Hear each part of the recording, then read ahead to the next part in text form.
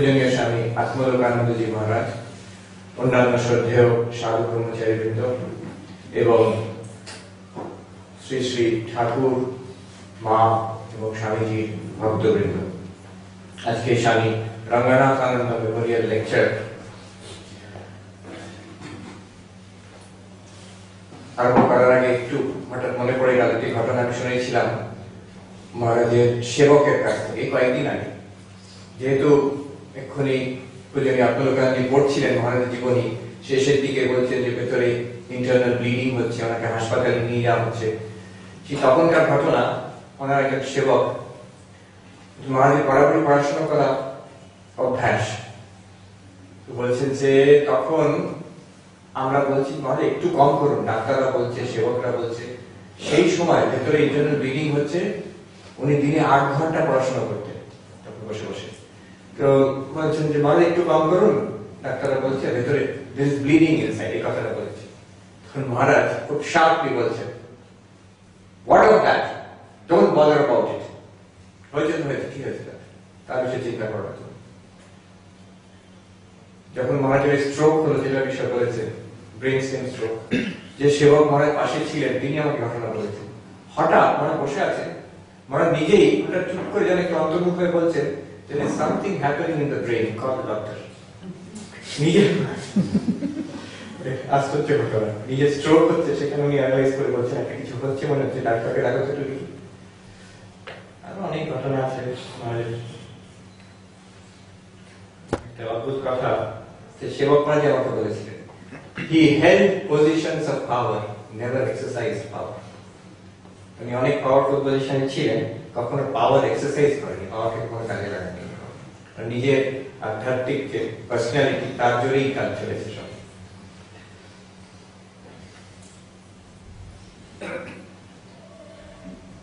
ভগবান যে আছেন তার প্রমাণ কি, এই বিষয়ে একটি সুন্দর ঘটনা, একটি কথা আমি কয়েকদিন আগে শুনলাম দক্ষিণে আমাদের সিনিয়র মহারাজের কাছ থেকে।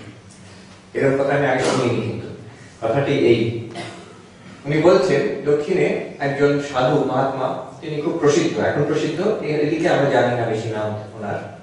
উনি বছর কয়েক আগে মারা গেছেন, বিশেষ করে কর্ণাটক হতে খুব প্রসিদ্ধ ছিলেন, নামটাও আমার মনে নেই। যাই হোক, ওনার লেখার থেকে, নোটবুকের থেকেই কথাটি পাওয়া গেছে।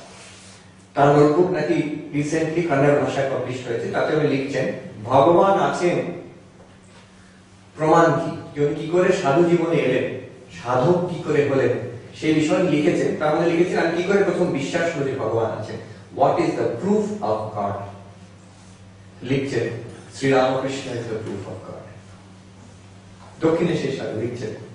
আমরা সাধারণত বলি মানুষের ভগবানের বিষয়ে বিশ্বাস আবার ফিরে এলো ঠাকুরের জীবনের জন্য এসব, কিন্তু এত পরিষ্কার করে স্ট্রেট আওয়ে ভগবান আছেন প্রমাণ কি, তার জবাব শ্রীরামকৃষ্ণ। লিখছেন তার জীবন এবং তার বাণী থেকে প্রমাণিত হয় যে ভগবান আছেন। এছাড়াও সেই হাজার হাজার বছর আগে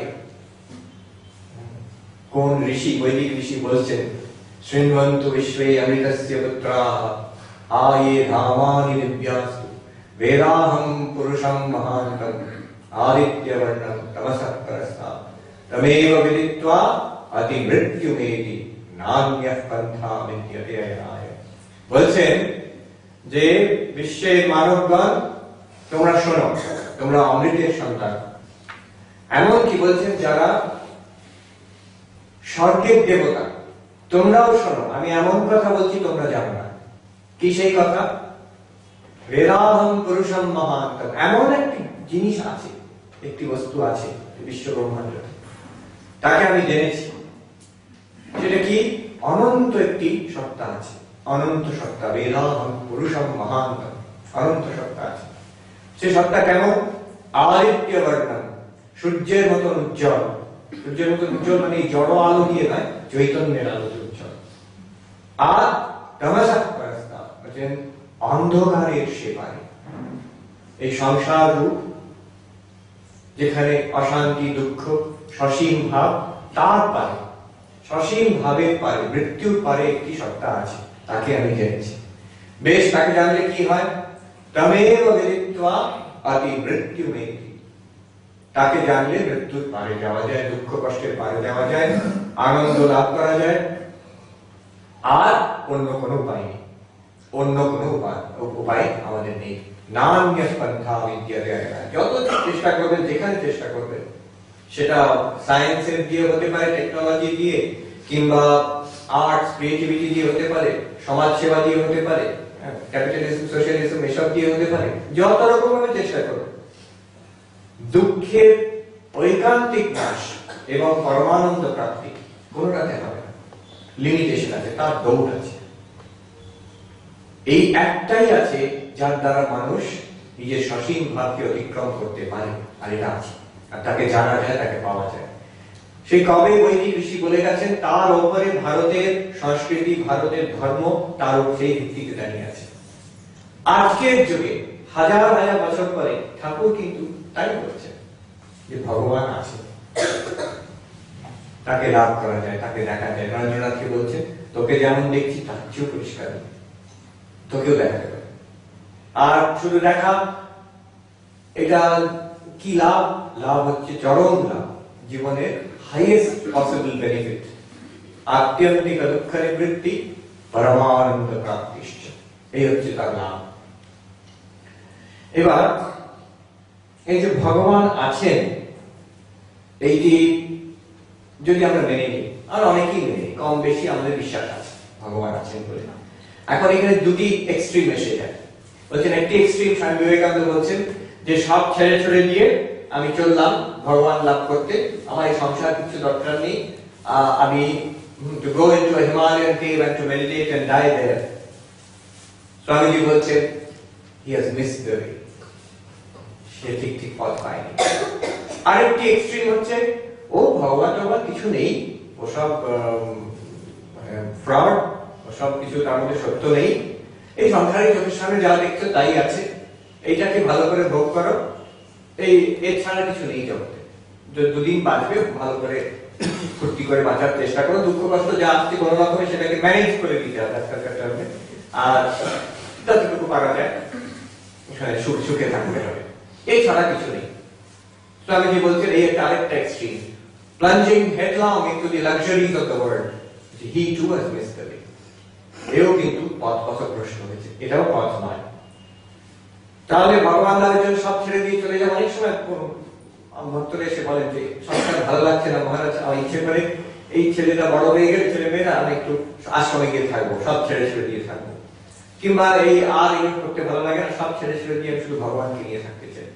এটা একটা, এটা তো আপাতত মনে শুনে হয় যে ভালো কথা, তো ঠিক কথাই বলছে, একদিকে ঠিক, কিন্তু আরেকদিকে মারাত্মক ভুল আছে। সেখানে কি ভুল হয় দেখবো। এটা যদি ঠিক হতো তাহলে অর্জুনকে শ্রীকৃষ্ণ বলতেন না মা মানুষপারা যুদ্ধ। অর্জুন তো তাই বলছিলেন, এই কুরুক্ষেত্র যুদ্ধটুকু খুব খারাপ জিনিস, নিজে সব সৈন্য জড়ো করে প্রতিশোধ নেওয়ার জন্য দাঁড়িয়েছিলেন, তারপরে লাস্ট মোমেন্ট ব্যাকিং আউট, বলছে এটা ঠিক না, আমি ছেড়ে ছেড়ে চলে যাবো, দরকার নেই আমার রাজ্য পালন করবে ডেকে, আমি সন্ন্যাসী হয়ে যাবো, ভিক্ষানি থাকবো, যে কৌরবরা তো তোমার উপর রিভেঞ্জ দেবে, তোমাকে তো মেরে দেবে, ওরা ছাড়বে নাকি, ও মেরে দেবে। আমি এসবের মধ্যে নেই। শ্রীকৃষ্ণ তাকে কি বললেন শেষ পর্যন্ত, তুমি ভগবান লাভ করতে চাও, হ্যাঁ, তার জন্য তোমাকে যুদ্ধটা করতে হবে। বলছেন অ্যাডভাইস কি, মা মানুষ মারা যুদ্ধ আছে, ভগবানকে ধরে রেখে যুদ্ধটা করতে হবে।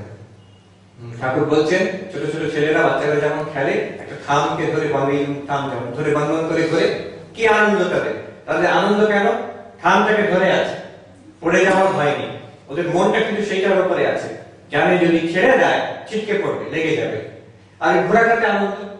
ঠিক তেমন বলছেন ভগবানকে ধরে সংসারে কাজ করবে সবকিছু। খুব সিনিয়র সাধু, শরীর চলে গেছে, আমি খুব শ্রদ্ধা করতাম তাকে, তিনি আমাকে বলেছিলেন যে কিভাবে থাকবে, এক হাতে ঠাকুরের পাদপদ্ম ধরে, অন্য হাতে সংসার আশ্রমের কাজ করবে, যখন কাজ মিটে যাবে দু হাত দিয়ে ঠাকুরের পা ধরবে, এক হাতে ঠাকুরের পা ধরে আরেক হাতে ঠাকুর কাজ করবে, আর যখন কাজ মিটে যাবে, কাজ ফুরিয়ে যাবে যখন, তখন দু হাত দিয়ে প্রভু পা ধরবে। উত্তরাখণ্ডে একজন খুব বড় সাধু ছিলেন, মারা গেছেন এখন, এই বছর 2 আগে সরিয়ে গেছে। তার কাছে আমি এই বেদান্ত কিছুদিন মাস 1.5 মতো পড়েছিলাম। তার খুব নাম হয়, খুব অদ্বৈত বেদান্তের আলোচনা হচ্ছে এখন যেমন হতে যাচ্ছে, একটু পরে আরম্ভ করবো। সেই সব হওয়ার পরে একজন সাধু, সাধুরের মোস্তাক আছে, তারা সব ওই ব্রহ্মা সাধু, উত্তরাখণ্ড হিমালয়ের একজন সাধু হঠাৎ জিজ্ঞেস করছেন যে আপনি আমাকে কিছু বলুন, give me some advice, আপনি কিছু বলুন কিভাবে ভগবান লাভ করব। এত বেদান্তের বিচার করে তারপরে সেই মহারাজ তিনি বলছেন, হিন্দিতে বলছেন, क्या करोगे दिन में 2 बार प्रभु के चरण पकड़ के रो ले। কি করবে আর, দিনে 2 বার অন্তত প্রভুর চরণ ধরে কেঁদে ভালো করে প্রভুর কাছে। This is the ultimate advice উনি বলছেন, এত বড় বেদান্ত। তো এই দুটোই করতে বলছে শ্রীকৃষ্ণ, মা মানুষমারা লিখেছে। কখনো ভেবে দেখছেন রামকৃষ্ণ মিশন, স্বামী বিবেকানন্দ এখানে মোটো দিয়ে গেলেন, মোটো অফ দি রামকৃষ্ণ মিশন, আত্মমোক্ষার্থম জগদ্হিতায় চ, চ মানে চা নয়, সংস্কৃততে অ্যান্ড, আর, এবং আত্মার নিজের মুক্তির জন্য এবং জগতের কল্যাণের জন্য। কি এই রামকৃষ্ণ মিশন? গল্পগুলো মনে পড়ে না বলে থাকতে পারি না। দুজন মহারাজের মধ্যে তর্ক হচ্ছে কোনটা পড়বেন, চায়ের কথা বলছে, চা খাওয়া ঠিক কি খারাপ। এক সময় সে সুবোধানন্দ মহারাজ, অদ্বৈতানন্দ মহারাজের গল্প আছে, সুবোধানন্দ চা পছন্দ করতেন, অদ্বৈতানন্দ পছন্দ করতেন না। যাই হোক, আমি নিজে দেখেছি দুজন সিনিয়র মহারাজের তর্ক হচ্ছে। একজন বলছেন, গীতার থেকে কোট করে বলছেন, নচা যুক্তস্য ভাবনা, ভাবনা মানে ধ্যান, চা না খেয়ে ধ্যান হয় না।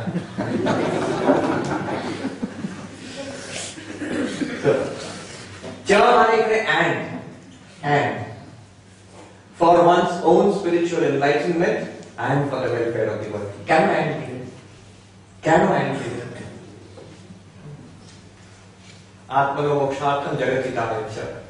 হাজার হাজার বছর আগে কুরুক্ষেত্রতে শ্রীকৃষ্ণ অর্জুনকে বলছেন, মা মানুষমারা যুদ্ধে চ, আমাকে মনে রাখবে সবসময়, আর নিজের কর্ম যেটা ডিউটি সেটা করে যাবে। জিসাস ক্রাইস্ট, তাকে জিজ্ঞেস করা হয়েছিল ক্রিসমাস আসছে যে 10 কমান্ডমেন্টস আমাদের আছে, তার মধ্যে সবচেয়ে ইম্পর্টেন্ট কি বলুন? উনি কিন্তু একটা বললেন না, উনি দুটো বললেন। বলছেন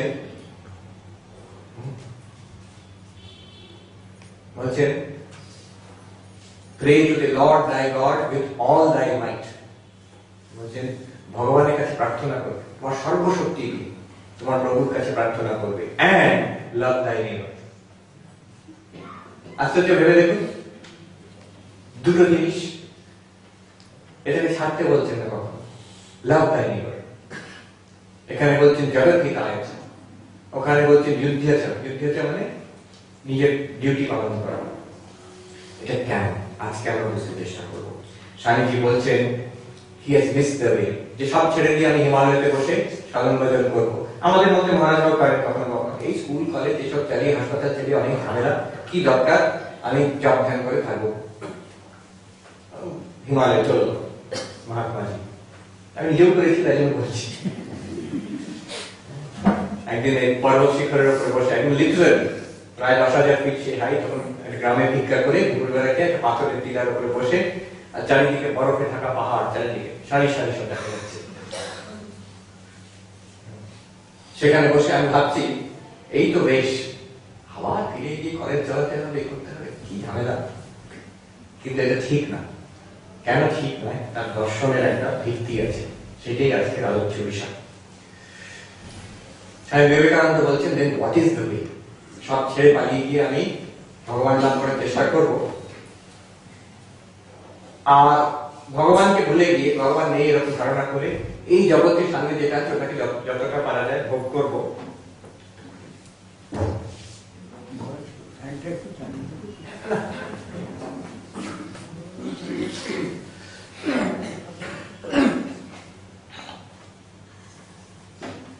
What is the way then? সব ছেড়ে আশ্রমে চলে যাবো, এই থাকবো, এটা যদি ঠিক না হয়, সংসারের মধ্যে ডুবে থাকবো, এটা যদি ঠিক না হয়, তাহলে উপায়টা কি? স্বামীজি বলছেন the way is deification of the world. এই যে জগতের মধ্যে আছি, যাদের সঙ্গে আছি, যেখানে আছি, যে পরিস্থিতিতে আছি, এইখানেই ভগবানকে পাওয়া, ভগবানকে লাভ করা। To see God in everything, to see God in everyone, সবাইকার মধ্যে, সব জায়গায়, সব পরিস্থিতিতে, সব ঘটনার মধ্যে ভগবানকে পাওয়া। This is the way. এইগুলোকে ছেড়ে ভগবানকে পাওয়া না, আবার ভগবানকে ভুলে গিয়ে এইটাকে ধরে থাকা, যেটা বেশিরভাগই করে থাকি, সেটাও না। কিরকম ব্যাপারটা? ঠাকুরের কথায় খুব মজার কথা উনি বলছেন, ভগবান কোথায় আছেন? বলছেন এইখানেই আছে। কোথায়? আমরা তো দেখতে পাচ্ছি না। কেন দেখতে পাচ্ছি না? ঠাকুর বলছেন চিনিতে বালিতে মিশে আছে, পিঁপড়ে আলাদা করতে পারে, দুধে জলে মিশে আছে, রাজহাঁস আলাদা করতে পারে। ফলে হাঁসের মুখে এমন আছে জিনিস, সেটা খেয়ে নিলে জলটা পড়ে যায়, দুধটা টেনে নেয়, বলে নেই। আবার বলছেন মজার কথা, গোলমালে মাল আছে, গোলটি বাদ দিয়ে মালটি ল। গোলমালের মধ্যে গোলমালের মধ্যে এখানেই মাল আছে, গোলটি বাদ দিয়ে মালটি ল। উনি তো মজার ভাবে বলে দিলেন এটা কিভাবে হয়। দেখুন, স্বামী বিবেকানন্দের প্রণাম মন্ত্র, আমরা স্বামী বিবেকানন্দের প্রণাম মন্ত্র আছে, তাতে খুব সুন্দর ভাবে তাকে বলা হচ্ছে। কি বলা হচ্ছে তার বিষয়? অনিত্য দৃশ্যেষু বিবিচ্য নিত্যম তস্মিन् সমাধত্ত ইহাস্মলীলয়া বিবেক বৈরাগ্য বিশুদ্ধ চিত্তম যোসৌ বিবেকী নমঃ নমামি। আমি সেই বিবেকীকে নমস্কার করি, প্রণাম করি। তিনি কে? স্বামী বিবেকানন্দ কে? বিবেকী। বিবেকী মানে কি? বিবিচ থেকে আসে। বিবিচ মানে পৃথক করণে, সংস্কৃততে বিবিচ পৃথক করণে মানে টু সেপারেট। দুটোকে যে আলাদা করতে পারে, দুটো জিনিস মেশানো আছে, দুটোকে যে আলাদা করা ক্ষমতা রাখে। আমরা সাধারণত ডে টু ডে লাইফে বিবেক ব্যবহার করি ভালো আর মন্দ, কোনটা ঠিক কোনটা বেঠিক, কোনটা ভালো কোনটা মন্দ, good and evil, right and wrong যে আলাদা করতে পারে তাকে আমরা বিবেকী বলি। এখানে আরো গভীর স্তরে এই গোলমালের মাঝখান থেকে যে মালটিকে উদ্ধার করতে পারে, এই চিনি আর বালি মিশে আছে, বালিটিকে বাদ দিয়ে চিনিটাকে নিতে পারে, এই দুধের জলে জলটিকে বাদ দিয়ে দুধটিকে নিতে পারে, মানে এইখানেই আমাদের যে অনুভূতি এখনই হচ্ছে, এইখানেই ভগবানকে পাওয়া যায়। দেবত্ব এখানেই লুকিয়ে আছে। তাকে যে আলাদা করতে পারে, সেই রকম বিবেক যে করতে পারে, তাকে আমি প্রণাম করি। তিনি কি করেছেন?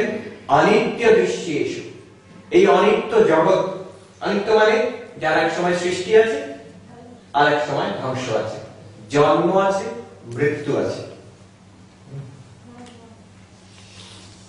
জন্ম আছে মৃত্যু আছে। একজন মহারাজ মজা করে বলতেন জীবনটা আর কি, বলছেন যে এই যাদের কবর দেওয়া হয় খ্রিস্টানি তাদের লেখা থাকে তো, বর্ন অমুক ডেটে 1900, ফার্স্ট ডে অমুক ডেটে, এই 1990 এরকম কিছু একটা, মাঝখানে একটা ড্যাশ দেওয়া থাকে। একজন মহারাজ মজা করে বলছেন যে what is life? It's a dash from womb to the tomb। তাই গর্ভ থেকে কবরস্থান, womb টু tomb, ড্যাশ মানে মাঝখানে ওই ড্যাশ, ড্যাশ মানে চলে যাওয়া, হ্যাঁ, from we are dashing from womb to tomb। এটা হচ্ছে জীবন, এটা একটা অনিত্য।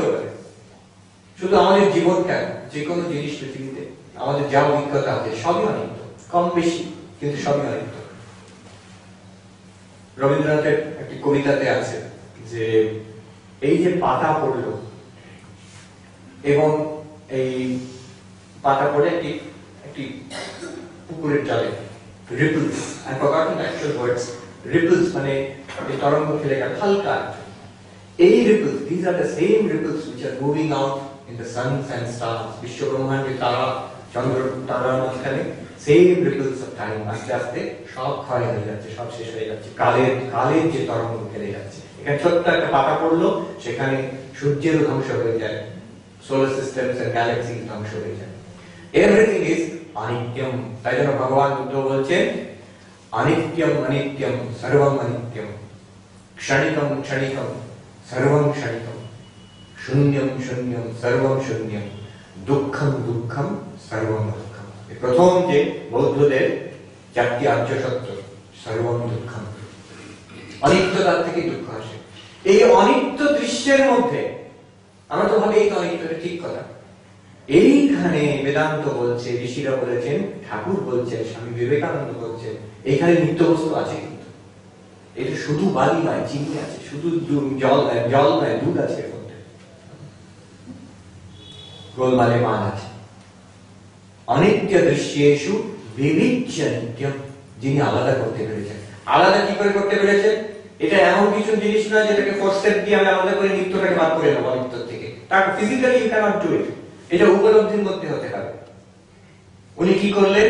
এই অনিত্য দৃশ্যের মাঝখানে নিত্যকে ধরতে পেরে, উপলব্ধি করতে পেরে, অনুভূতি করতে পেরে, তস্মিন সমাধত্ত ইহাস্মরণী, মনকে তার মধ্যে সমাধিস্থ করতে পেরেছেন, একদম মনকে বসাতে পেরেছেন তার মধ্যে।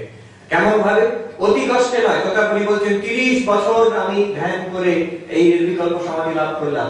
স্বামী বিবেকানন্দ লীলায়া ছেলে খেলা মতো করতে পেরেছেন। কেন করতে পেরেছেন? তিনি কেন করেন? আমরা পারি না কেন? বিবেক বৈরাগ্য বিশুদ্ধ চিত্ত, বিবেক এবং বৈরাগ্যের দ্বারা তার চিত্ত বিশুদ্ধ হয়েছে। সেই শুদ্ধ চিত্ত, বিবেক বৈরাগ্য যুক্ত চিত্ত, তার মন এরকম, তাই জন্য তিনি পেরেছেন।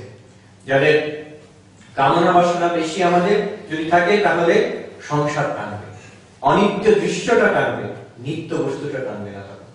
ঠাকুর বলছেন একটি নেউল, সে একটা গর্তের মধ্যে দিয়ে লাফ দেবে দেওয়ার মধ্যে, যতবার উঠে যাচ্ছে পেছনে পড়ে যাচ্ছে। কেন? কোনো দুষ্টু ছেলে তার ল্যাগের মধ্যে ইট বেঁধে দিয়েছে। যতবার ওদিকে করতে যাচ্ছে, এদিকে টান পড়ছে, আবার উঠে পড়ছে পেছনে এসে। তো যাদের বিষয় মানুষের মনে কামনা বাসনা সেই ইট বাঁধা আছে বলে সে অনিত্য দৃশ্যটাকে থেকে বারে বারে টেনে নিচ্ছে। নিত্য বস্তু একটু ধারণা করতে পারলেও, অনেকে ধারণাই নেই, ধারণা করতে পারলেও ওইখানে মন বসাতে পারছে না। অনিত্য দৃশ্যেষু বিবিচ্য নিত্যম, এই বলছেন। কি করে করবো আমরা ডিফিকেশন অফ দি ওয়ার্ল্ড? এই অনিত্য দৃশ্যের মাঝখান থেকে নিত্য বস্তুকে কি করে পাবো আমরা? ঈশোপনিষদে এই কথা বলা আছে।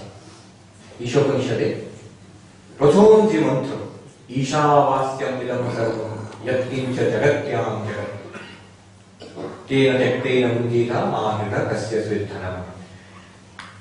মহাত্মা গান্ধী নাকি বলেছিলেন যে এই ঈশোপনিষদে যদি প্রথম মন্ত্রের প্রথম লাইনটি যদি শুধু থেকে যায়, আর হিন্দু ধর্মের সকল শাস্ত্র যদি লোপ পেয়ে যায়, কিছুই বাদ যাবে না, নাথিং উইল বি লস্ট। এই ঈশাবাস্যম ইদং সর্বম যৎকিঞ্চ জগত্যাম জগৎ, এই একটি লাইন যদি থেকে যায়, এর মানে কি? যা বিশ্ব ব্রহ্মাণ্ডে চরাচর আছে, যা আমাদের অনুভব হচ্ছে, সবকিছুকে কি করতে হবে? উপনিষদের ঋষি বলছে ঈশাবাস্যম। ঈশা মানে ভগবানের দ্বারা, বাস্যম মানে আচ্ছাদিত করা, আচ্ছাদিত করা, ভগবানের দ্বারা আচ্ছাদিত করা। ভগবানের দ্বারা আচ্ছাদিত করা কেমন? তাহলে সারাক্ষণ ভাবতে হবে, কল্পনা করতে হবে, এইখানে ভগবান আছে, ওখানে ভগবান আছে, কল্পনা করা ভালো, এখানে সেই অর্থে বলা হয়নি, এখানে আরো গভীর অর্থে বলা হয়েছে। ঈশাবাস্যম ইদং সর্বম, সারা বিশ্ব ব্রহ্মাণ্ডে ভগবানকে দ্বারা আচ্ছাদিত করবে। কিভাবে? How to do it? How do you cover the entire world with God? আজ থেকে 1400 বছর আগে আদি শঙ্করাচার্য সেই প্রথম মন্ত্রের ভাষ্য লিখতে গিয়ে বলছেন, ভাবো যেমন চন্দন আগরওয়ালে বলছেন ক্লের ওগুলোর সম্বন্ধ আছে, বলছেন যে যদি কাদা কিংবা জলের ভেতরে চন্দনকে রেখে দেওয়া হয়, সুগন্ধি চন্দন, কিছুদিন পরে হয় কি একটা লেয়ার পড়ে যায় তার উপরে, সেই লেয়ারটা কিন্তু দুর্গন্ধ না। উনি বলছেন যে তার স্বাভাবিক সুগন্ধ সেই দুর্গন্ধের লেয়ারের দ্বারা ঢাকা পড়ে যায়। এবার সেই সুগন্ধটাকে কি করে আমরা পাবো আবার? বলছেন নিঘর্ষণেনা, বলছেন স্বরূপ নিঘর্ষণেনা, তাকে ঘর্ষণ করতে হবে। আমরা যদি চন্দন পাটা করি কিংবা মন্দিরে গিয়ে সেই চন্দনটাকে বাদ করে তাকে ধুয়ে আবার তাকে ঘষতে ঘষতে তার ভেতর থেকে তার আবার প্রকাশ পাবে তার নিজস্ব সুগন্ধ। তার মানে চন্দনের যে যার উপর একটা লেয়ার পড়ে গেছে, তার সুগন্ধ পেতে গেলে আবার চন্দনের গন্ধ সুগন্ধ পেতে গেলে আমাকে সেই চন্দনের স্প্রে রুম ফ্রেশনার থাকে চন্দন, সেটা দিলে হবে না, সেটা দিলে কিছু হবে, কিছুক্ষণ পরে সেই স্প্রেটাও চলে যাবে, আবার দুর্গন্ধ ভেসে উঠবে, আবার দুর্গন্ধ ভেসে উঠবে। দুর্গন্ধ যে কারণটাকে সরাতে হবে, সুগন্ধ তো আছেই, তার স্বাভাবিক। মজার ঘটনা বলি, একজন ভদ্রলোক তিনি আর তার ভাই একটি মেলাতে যাবে, একটা পার্টি মানে কোনো একটা উৎসবে যাবে কারো বাড়িতে। তিনি সব জামা কাপড় পরছেন, স্যুট বুট করে, দুর্গন্ধ হচ্ছে। ভদ্রমহিলা বলছেন যে ও গো, তোমার দুর্গন্ধ কোথা থেকে আসছে, তুই কি মোজাটা পাল্টেছো? বলছে না, মোজাটা পাল্টানো নেই, তার থেকে দুর্গন্ধ আসছে। পাল্টাতে দিচ্ছি কারো বাড়িতে যাওয়া হচ্ছে, তোমার সেন্স নেই একটা? হ্যাঁ হ্যাঁ ঠিক আছে ঠিক আছে, নতুন মোজা পড়ে, পরিষ্কার মোজা পড়েছে, গেছে। আর সেইখানে অনেকজন লোকজন ঘুরে বেড়াচ্ছে, গল্প টল্প হচ্ছে, খাওয়া দাওয়া হচ্ছে, সেখানে আমার সেই দুর্গন্ধ। ভদ্রমহিলা বিরক্ত হয়ে তার ভদ্রলোকের কাছে গিয়ে ফিসফিস করে বলছে, কি গো তোমায় বললাম না মোজাটা পাল্টে দিতে? তাহলে পাল্টে নিয়েছি তো, দুর্গন্ধটা আবার কোথেকে আসছে? ও সেই পুরোনো মোজাটা আমার পকেটে রেখেছি।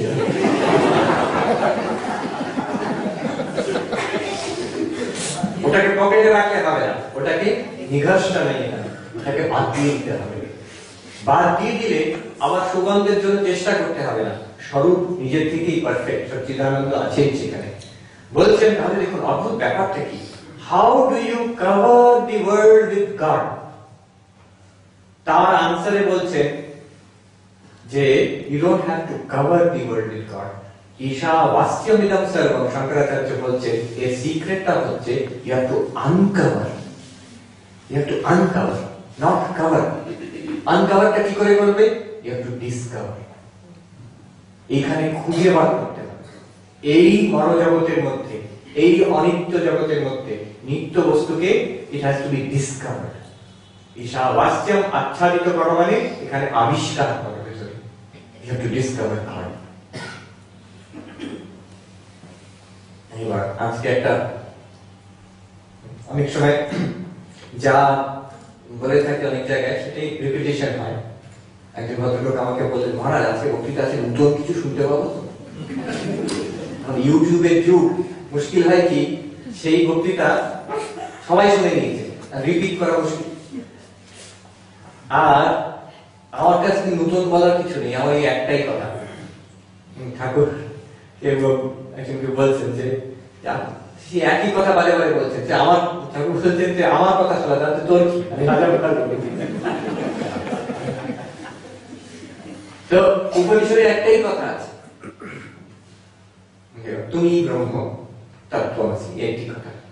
গত বছর আমরা এই অস্ট্রেলিয়া, নিউজিল্যান্ড এসব জায়গায় একটা লেকচার ট্যুরে গেছিলাম, তাতে 3 জন মহারাজ, টাগানন্দজি আমেরিকার থেকে, আমি এখান থেকে গেছিলাম। বানেশানজি মহারাজ খুব মজার মানুষ, মণিতোষ মহারাজ, তিনি জার্মানি থেকে এসেছিলেন। অস্ট্রেলিয়া, নিউজিল্যান্ডে অনেকগুলো জায়গায় বক্তৃতা ছিল 1 মাস ধরে। একটা দুটো বক্তৃতার পরে বানেশানজি মহারাজ খুব মজার, উনি গাড়িতে যেতে যেতে আমাকে বলছেন, বুঝলে এবার আমি যেহেতু জুনিয়র, আমাকে আগে বলতে হতো, এবার আমি বলবো, আমি আগে বলবো, তোমার আগে আমি বলবো। আমি কেন মহারাজ? আমি নোট করে নিয়েছি তুমি কি বলছো 2-3টে বক্তৃতাতে, তোমার তো একটাই কথা, আমি প্রথমেই উঠে বলে দেবো তুমি ব্রহ্ম, ব্যাস, তোমার আর কিছু বলার থাকবে না, তোমার আর কিছু বলার থাকবে না, শেষ হয়ে গেল তোমার। তাই জন্য আজকে কথা নতুন নয়, কিন্তু টেক্সট যেটা ব্যবহার করবো দ্যাট ইজ নিউ, সেটা কখনো বাইরে কখনো বলিনি। তার কারণ হচ্ছে সেটা খুব কঠিন। আমরা দ্বিতীয়বার আবার ট্রেনিং সেন্টারে কর্মচারীদের মডারেশন করে পড়ানো হয়েছে, আবার পড়ানো হচ্ছে এখন ওই জিনিসটি। এটা হচ্ছে ভগবত গীতা একটি শ্লোক, 2য় অধ্যায়ে ভগবান কৃষ্ণ অর্জুনকে বলছেন, 2য় অধ্যায় 16 নম্বর শ্লোক, 2.16, 2.16।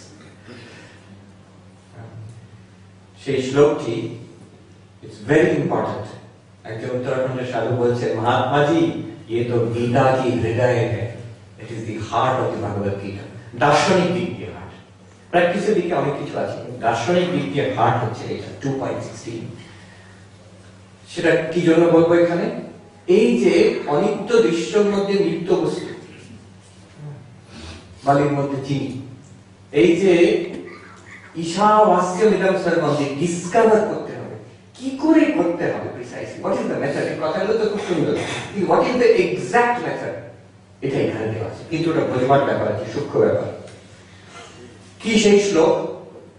ভগবান কৃষ্ণ বলছেন অর্জুনকে, না সতো বিদ্যতে ভাবো না ভাবো বিদ্যতে সতঃ উভয়োরপি দৃষ্টন্তঃ স্বনয়ো তত্ত্বদর্শিভিঃ। বলছেন হে অর্জুন, হে অর্জুন, এই ঠিক আছে,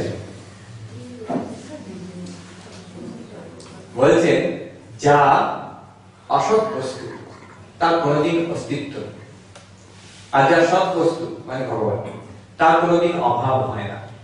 ব্রহ্মজ্ঞানীকে যে এই দুটিকে পরিষ্কার বুঝে নিয়েছে, আর কিচ্ছু নয়। উভয়োরপি দৃষ্টান্তঃ তত্ত্বদর্শী, তত্ত্বদর্শী কারা? যারা এইটাকে শুধু বুঝেছে, আর কিচ্ছু না। তার মানে কি? এবার দেখুন, বলছেন অসৎ বস্তুর অস্তিত্ব নেই, সৎ বস্তুর কখনো অভাব হয় না। এর মানে বুঝতে গেলে একটা জিনিস বুঝতে হবে যে স্বভাব কি, স্বরূপ কি, আর আগন্তুক কোনটা। যেমন ঠাকুর বলছেন যে জল টকবক করে ফুটছে, আলু পটল লাফাচ্ছে, ভাবছে খুব নিজে খুব তেজ, আসলে আর তেজ আগুন থেকে। ঠিক তেমনই ভেবে দেখুন, যখন রান্না করি তখন সসপ্যান আছে, তার মধ্যে জল আছে, তার মধ্যে একটা সবজি আছে, আগুনে বসানো হলো, এবার জলটা ফুটছে, সসপ্যানটা গরম হয়েছে, জলটা ফুটছে, আর এই সবজিগুলো গরম হয়েছে, ফুটছে। এখন প্রশ্নটা হলো, এই যে হিট, যে তাপ, এই তাপটা কি সবজিতে আগন্তুক না ওটা স্বরূপ? আগন্তুক। কি করে জানলেন? ওই ওখানে দেওয়ার আগে ঠান্ডা ছিল ফ্রিজের মধ্যে, কিছুক্ষণ ওরা বার করে রেখে দিন বাইরে, ঠান্ডা হয়ে যাবে। সেই তাপটা তার হিট থাকবে কি থাকবে না? সে কোত্থেকে পেয়েছে? তাহলে ধাপ, এটা বারণ কোত্থেকে পেয়েছে? জল টকবক করে ফুটছিল, তার কাছ থেকে হিটটা পেয়েছে। জলের মধ্যে যে হিট আছে, যে তাপ আছে, সেটা জলের স্বরূপ না, সেটা আগন্তুক। আগন্তুক। কি করে জানলেন? সেই জলই যখন ফ্রিজের মধ্যে রেখে দিলেন, কি হবে? ঠান্ডা হয়ে যাবে। এমনি ফ্রিজের মধ্যে রাখতে হবে, আজকাল এখন এসি বাইরে রেখে দিলে কিছুক্ষণের মধ্যে ঠান্ডা হয়ে যাবে, তার তাপ আর নেই, চলে গেল। সেটা কিন্তু সে বড় করেছে, ধার নিয়েছে। কোত্থেকে ধার নিয়েছে? ওই সসপ্যান। সসপ্যানের মধ্যে যে হিটটা, তাপটা, সেটা আগন্তুক না সসপ্যানের স্বভাব? সেটা স্বরূপ। আগন্তুক। কিছুক্ষণ মধ্যে আপনি জামা বার করে ধুয়ে ধুয়ে যখন আলমারির মধ্যে ঢুকিয়ে দেবেন, ও ঠান্ডা, তার কোনো গরম নেই। এখন এত গরম যে ছোঁয়া যাচ্ছে না। তার তলায় আছে আগুন। তো সসপ্যানের মধ্যে হিটটা আগন্তুক, জলের মধ্যে হিটটা আগন্তুক, আর সবজির হিটটাও তো আগন্তুক, ধার করেছে, একের উপর থেকে ধার করেছে। আগুনের যে হিট, যে তাপ, স্বরূপ না আগন্তুক? স্বরূপ। কেন?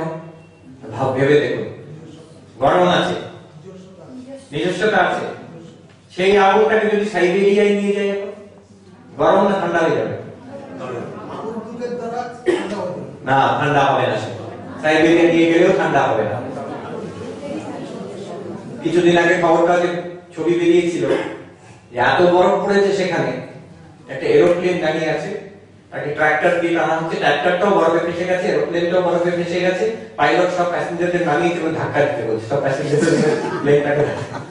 সেইখানে যদি আগুনকে নিয়ে যাওয়া হয়, আগুন কি ঠান্ডা হয়ে যাবে? হ্যাঁ, তো আগুনের তাপ স্বরূপ করে, তার নিজস্ব তাপ। কেন? আগুন যতক্ষণ আগুন আছে ততক্ষণ গরমই থাকবে, তার নিজস্ব ধর্ম সেটা, সেটা আগন্তুক ধর্ম না, সেটা ধার করা ধর্ম না। আচ্ছা, কোনটা ধার করা ধর্ম, কোনটা স্বরূপ, কি করে বুঝবো আমরা?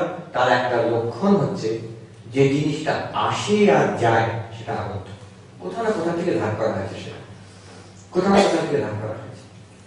সূর্যের আলো স্বরূপ, চাঁদের আলো আগন্তুক, রিফ্লেক্ট। এইবার এটা তো সোজা কথা, এইবার এটাকে অ্যাপ্লাই করো।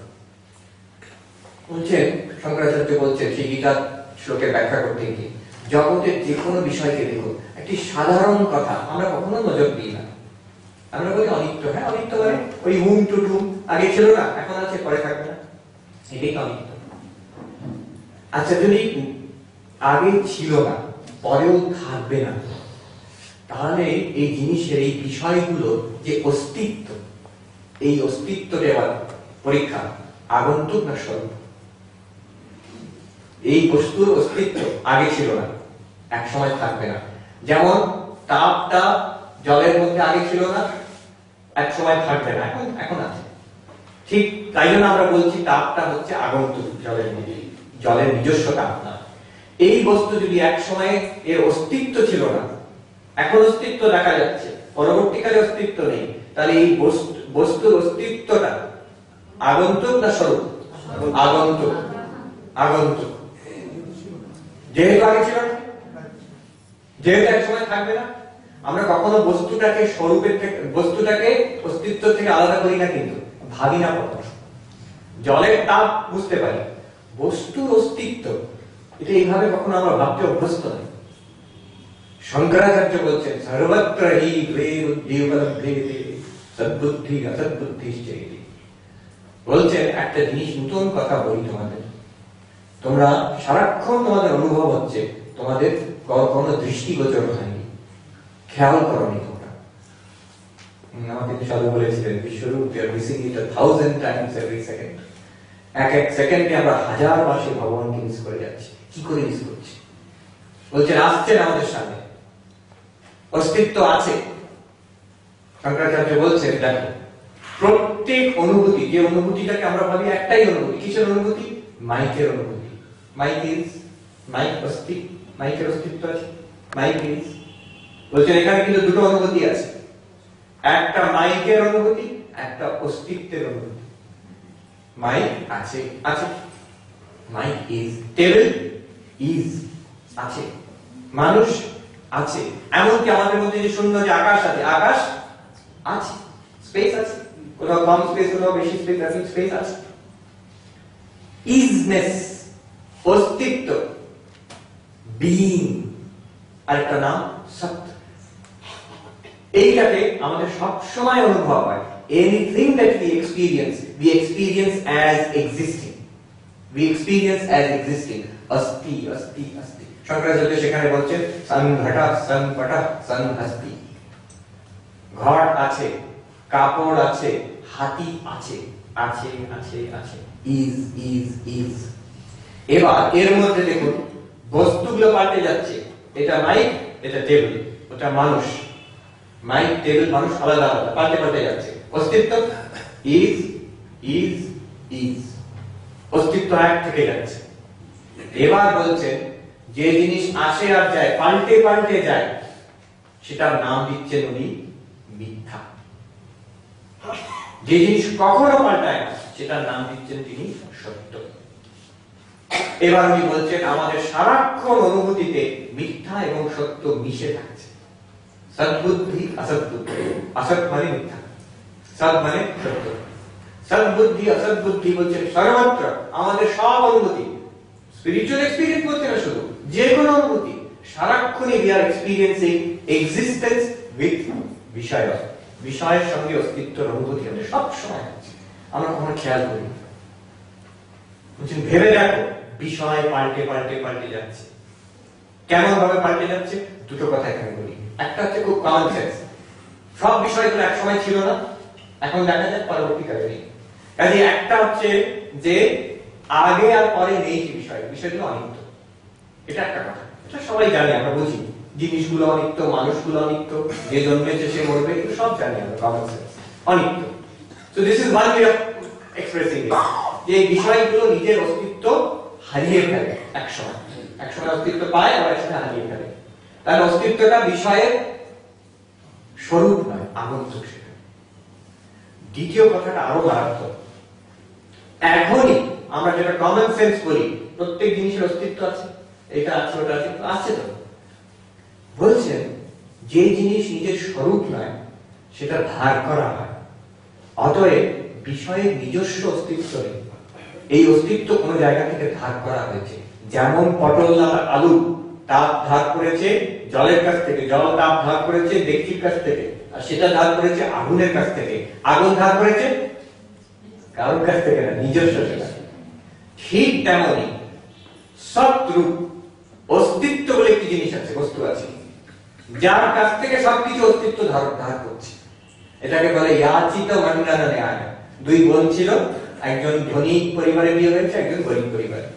তো যিনি গরিব পরিবারে যার বিয়ে হয়েছে তিনি একবার একটি মেলায় যাবেন, তার যে দিদি যে ধনী পরিবারে বিয়ে হয়েছে তার কাছ থেকে গয়না ধার করে নিজেকে ডেকোরেট করে সাজগোজ করে তিনি মেলায় গিয়ে ঘুরে এসে আবার বাড়ি ফিরে এসে সেই গয়নাগুলো ফেরত দিয়ে দিলেন।